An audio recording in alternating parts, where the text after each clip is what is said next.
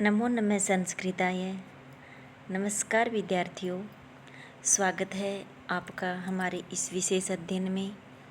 आज हम भारतीय संस्कृति के एक ऐसे महत्वपूर्ण विषय को पढ़ने वाले हैं जिससे परीक्षाओं में सीधे प्रश्न पूछे जाते हैं। हमारा आज का विषय है भारतीय संस्कृति के जो वर्ण व्यवस्था है वो। हमारा आज का विषय क्या रहने वाला है? वर्ण व्यवस्था।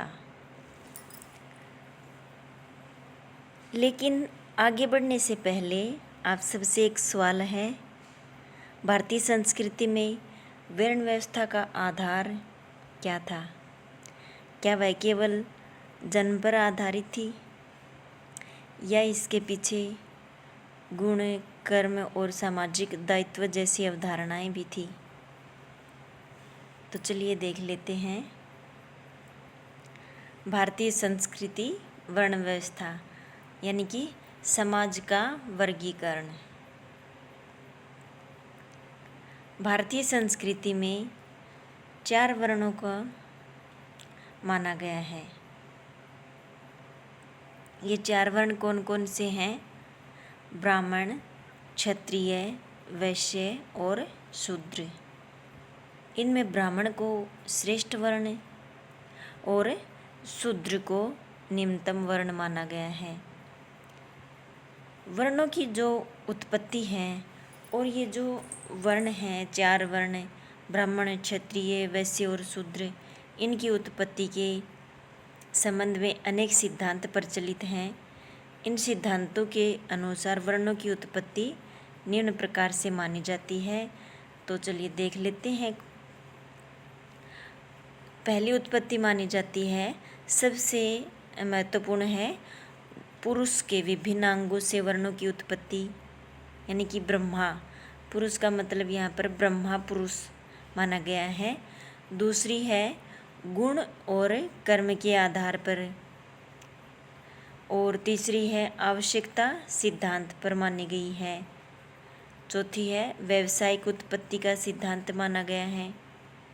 जैसे पुरुष के विभिन्न अंगों से वर्णों की उत्पत्ति, जैसे पुरुष जो ब्रह्मा पुरुष के मुख, भुजा, जंघा, पैरों से इनकी उत्पत्ति मानी गई है अलग अलग। यानी कि किसी की ब्रह्मा के मुख से, किसी की भुजा से, ये जो 4 वर्ण हैं इनकी ब्राह्मण, क्षत्रिय, वैश्य और शूद्र की अलग अलग उत्पत्ति मानी गई है। दूसरा है गुण और कर्म के आधार पर मानी गई है। इस सिद्धांत के अनुसार मनुष्य के गुण और कर्म के आधार पर उनका वर्ण यानी कि समाज में वर्गीकरण निर्धारित किया गया है।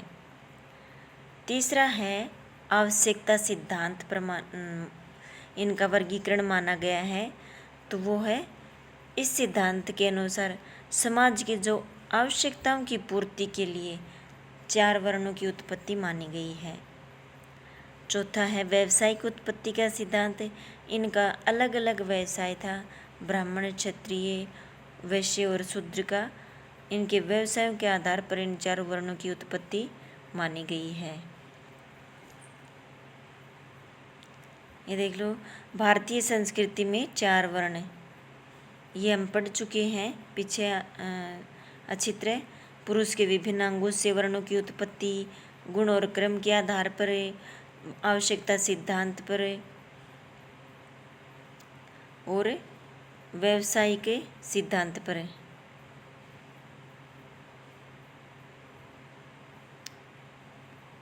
पुरुष के विभिन्न अंगों से गुण और कर्म के आधार पर, आवश्यकता सिद्धांत पर और व्यावसायिक उत्पत्ति के सिद्धांत पर। ये देख लो, यहाँ पर अच्छी तरह समझाया गया है। भारतीय संस्कृति में 4 वर्ण हैं। इन वर्णों की उत्पत्ति के संबंध में जान लेते हैं। जो ब्रह्मा पुरुष है उसके विभिन्न अंगों से इसकी इन वर्णों की उत्पत्ति मानी गई है। इस विषय में ज्ञान का स्रोत क्या है? पुरुष सूक्त। ज्ञान का स्रोत क्या माना गया है? पुरुष सूक्त को। और ये प्रसिद्ध सूक्त है जो पुरुष सूक्त है, इसको किस प्राचीन ग्रंथ से लिया गया है, ये आपको कमेंट में लिखना है। इसको बताना है आपको कि पुरुष सूक्त को किस प्राचीन ग्रंथ से लिया गया है। तो देखो, इसके अनुसार पुरुष के मुख से ब्राह्मण, बाहु से क्षत्रिय और जंघाओं से वैश्य और पैरों से शूद्र की उत्पत्ति मानी गई है। ये यहाँ पर एक श्लोक भी आता है पुरुष सूक्त में, ब्राह्मणो अस्य मुखम आसीत् बाहुराजन्यः कृतः उरु तदस्य यद वैश्य पदभ्याम शूद्रो अजायते। इसमें थोड़ा सा मिसप्रिंट है, ब्राह्मणों के ऊपर जो ये बिंदी है ये नहीं आएगी। और मुखम आसीत यहाँ पर अलंत है, बाहुराजन्य है कृत है, ये उरो नहीं उरु है। उरु तदस्य यद वैश्य पदभ्याम शूद्रो अजायते। तो देखो, ये जो श्लोक है ये बहुत ही महत्वपूर्ण है। इस श्लोक की पंक्ति देकर पूछा जा सकता है, ये अधूरी पंक्ति छोड़कर भी पूछा जा सकता है, या फिर इसकी ये कोई भी बाहुराजन्य कृत है उरु तदस्य यद वैश्य, ये ऐसा देकर और ये पूछ लिया जाता है कि ये किससे संबंधित है। अलग अलग ऑप्शन दिए जाएंगे, वर्ण व्यवस्था, पुरुषार्थ या विवाह, या मतलब ऐसे 4 ऑप्शन दे दिए जाएंगे तो भारतीय संस्कृति के, तो उसमें से आपको ऑप्शन देखना है। तो ये श्लोक आपको याद करना, ब्राह्मणो अस्य मुखम आसीत्, ब्राह्मण मुख से, ब्राह्मण की उत्पत्ति मुख से, और राजन्य यानी क्षत्रिय की उत्पत्ति बाहु से, उरु तदस्य यद वैश्य, वैश्य की उत्पत्ति उरु यानी जंघाओं से, पदभ्याम शूद्रो अजायते, और पैरों से शूद्र की उत्पत्ति मानी गई है। तो इस श्लोक को याद कर लेना अच्छी तरह। एक बार फिर इसका वाचन कर लेते हैं, ब्राह्मणो अस्य मुखम आसीत् बाहुराजन्यः कृतः उरु तदस्य यद वैश्य पदभ्याम शूद्रो अजायते।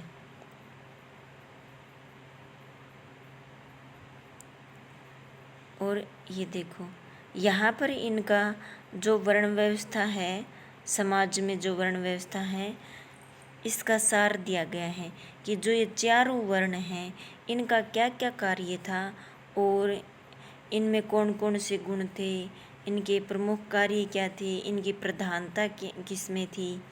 ठीक है, तो चलिए देख लेते हैं। सबसे पहले इनकी उत्पत्ति देख लेते हैं। तो ब्राह्मण की उत्पत्ति पुरुष के मुख से, क्षत्रिय की बाहु से, वैश्य की जंघाओं यानी कि उरु स्थान से, शूद्र की पैरों से, पदस्थानम। और वर्ण किस ये वर्णों का ये जो 4 वर्ण हैं, ब्राह्मण, क्षत्रिय, वैश्य और शूद्र, इनके लिए रंग भी निर्धारण किया गया है। यहाँ पर रंग आएगा। तो ब्राह्मण के लिए शीत वर्ण, सफ़ेद वर्ण, और क्षत्रिय के लिए लोहित वर्ण, वैश्य के लिए पीत वर्ण, शूद्र के लिए आशित वर्ण। ये याद रखना है। इसको एक लास्ट में मैं ये हटा दूँगी, आप स्क्रीनशॉट ले लेना और इसको अच्छी तरह याद कर लेना कि इनके लिए कौन सा रंग माना गया है, इनका गुण कौन सा है, प्रधानता किस में है, इनके कार्य क्या हैं, समाज में इनका क्या महत्व है, क्या व्यवसाय है। ठीक, तो ये देख लिया, उनकी उत्पत्ति देख ली, मुख, बाहु, जंघा और पैर।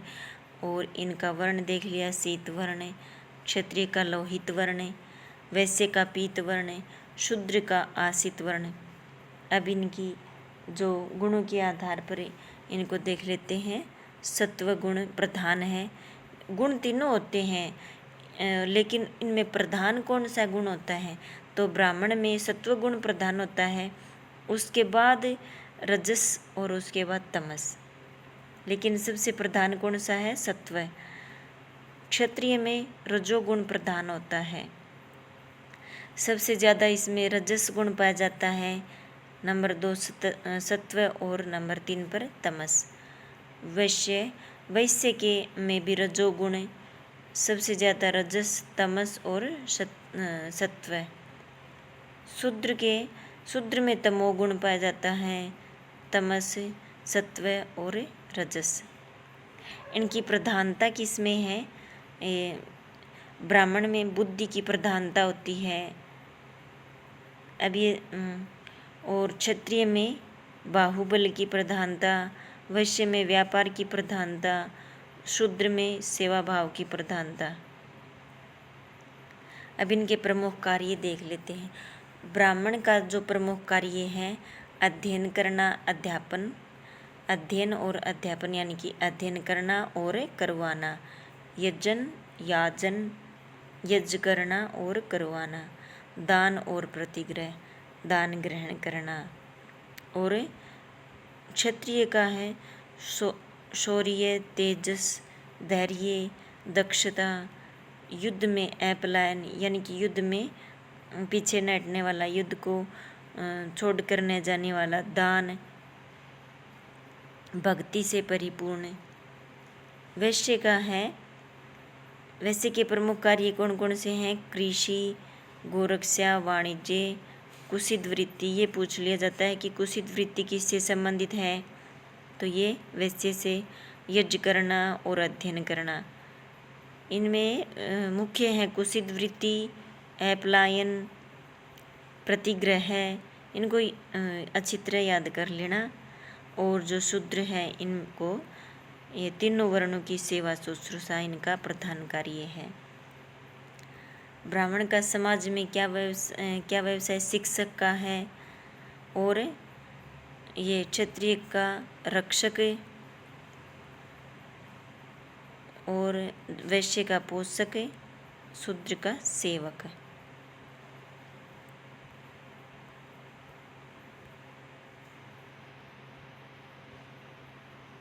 अब देखो, ये कुछ विशेष बातें हैं इनके बारे में। ये सबसे पहले हम ब्राह्मण के बारे में जान लेते हैं। ये अवध्य किसको माना गया है? ब्राह्मण को। परीक्षाओं में सीधा पूछा जाता है, अवध्य किसके लिए उपयोग हुआ है? अकर्य किसके लिए उपयोग हुआ है? अवध्य सर्वभूतानां ब्राह्मणो ह्यनलोपमे, यानी कि अवध्य यानी कि ब्राह्मण को कोई मारने का, अवध्य शारीरिक दंड से मुक्ति मिली है, यानी कि शारीरिक दंड नहीं दिया जाता था ब्राह्मण को। अकर्य कर से भी मुक्ति, कर भी नहीं लिया जाता था। अवध्य मारना भी पाप था ब्राह्मण को। और अकर्य यानी कर भी नहीं, कर से भी मुक्ति मिली थी। क्षतात किल त्रायते, ये पंक्ति आती है क्षत्रिय के लिए। क्षतात किल त्रायते यानी कि नाश होने से बचाने वाला कौन है? क्षत्रिय है। शौर्य, तेजो, धृतिर्दाक्ष्यम, युद्धे च अपि अपलायनम, यानी कि शौर्य, तेज, धृति, दाक्ष्यम और युद्ध में अपलायन। ठीक है, अपलायन शब्द आ गया है ये कि अपलायन शब्द किसके लिए प्रयोग होता है? तो ये क्षत्रिय के लिए। कुशित वृत्ति का अर्थ भी पूछा जा सकता है। और कुशित वृत्ति का अर्थ है, कुशित वृत्ति जुआ आदि खेलना। इज्जा हवन करना नहीं, कुशित वृत्ति होता है ब्याज का काम। सॉरी भाई, कुशित वृत्ति ब्याज का काम। इज्जा होती है यज्ञ करवाना। परिचर्या यानी कि सेवा शुश्रूषा, चौत्तरेषाम, परिचर्या चौत्तरेषाम। अनसूयया, अनुसूया का मतलब होता है बिना कमी निकाले सेवा शुश्रूषा करना। अनिर्वसित और निर्वसित, ये जो शूद्र हैं उनके लिए ये शब्द प्रयोग हुआ है। अनिर्वसित भी शहर या गांव में रहकर ही तीनों वर्णों की सेवा करना अनिर्वसित। निर्वसित गांव या शहर से बाहर रहने वालों द्वारा शूद्र जो होते हैं उनको बोला जाता है। अब देखो ये जो वर्ण और जाति में अंतर क्या है। आजकल ये जन्म के आधार पर मानी जाती है। प्राचीन समय में जो वर्ण व्यवस्था थी इसको कर्मों के आधार पर, गुण के आधार पर, सिद्धांतों के आधार पर, पुरुष के विभिन्न अंगों से इसकी उत्पत्ति मानी है। व्यवसाय के आधार पर इनका जो वर्ण व्यवस्था थी वो मानी जाती थी। लेकिन धीरे धीरे ये परंपरा बदलती गई और अब इनको ये केवल अब जन्म के आधार पर रह गई है।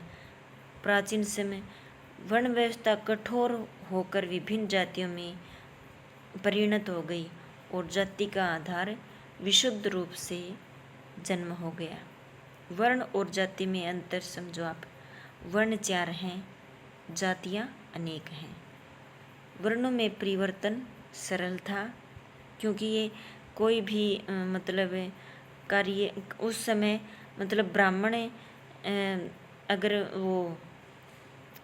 ब्राह्मण एक सैनिक का कार्य भी कर सकता था और सैनिक वैश्य का कार्य कर सकता था। ऐसे ही इनके व्यवसाय के आधार पर, गुण कर्म के आधार पर वर्ण बदले जा सकते थे। लेकिन अब जो ये जाति है इसमें परिवर्तन नहीं होता है, वर्णों में परिवर्तन सरल था। 4 वर्णों में पारस्परिक विवाह व खान पान था, लेकिन जाति में ऐसा ये बिल्कुल नहीं है,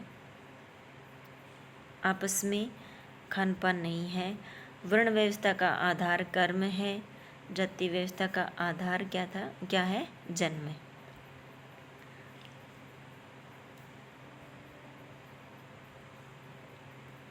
अब लास्ट में बस इतना ही था। ये जो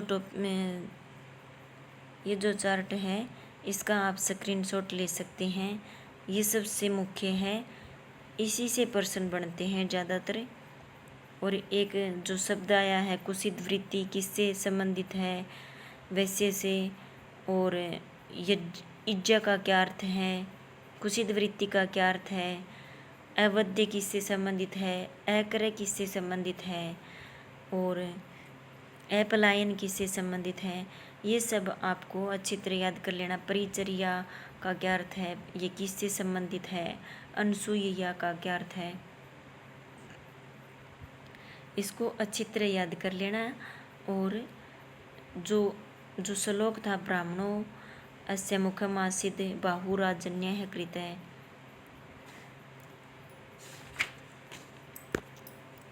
आगे ये श्लोक आपको अच्छी तरह याद कर लेना है। ब्राह्मणो अस्य मुखम आसीत् बाहुराजन्यः कृतः उरु तदस्य यद वैश्य पदभ्याम शूद्रो जायते। ये जो श्लोक है ये आप कंठस्थ याद कर लेना। और ये जो चार्ट है इसका आप स्क्रीनशॉट ले सकते हैं और इसको अच्छी तरह याद कर लेना। इनकी किस में प्रधानता थी, इनका कार्य क्या था, इनके लिए गुण कौन सा था, प्रधान गुण कौन सा है, इनकी उत्पत्ति किससे हुई है, इनमें जो रंग है वो कौन कौन सा है, इनमें इनके निर्धारित किया गया है।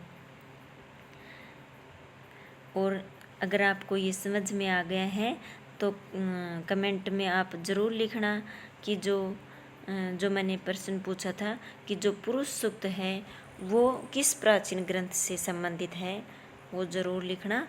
और एक प्रश्न और लास्ट में जाते जाते, ब्राह्मणों अस्य मुखम आसीत्, यह मंत्र किस विषय से संबंधित है? ओके, धन्यवाद।